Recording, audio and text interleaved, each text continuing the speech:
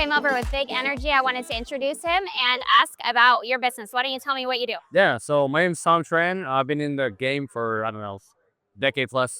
I wanted to come over and talk to the CloseBot team because I've ran a digital marketing agency for 13 plus years, doing that and consulting. And what I was doing before that was working right really well was database reactivation.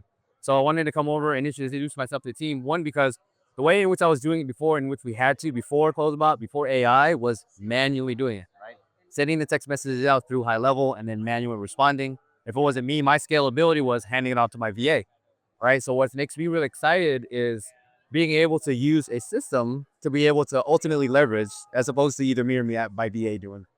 Absolutely, and CloseBot is a perfect tool for that. And I just got to ask you, how did you hear about CloseBot to begin with? Yeah. So the reason why I wanted to say hi is because I'm actually a transplant from ZappyChat.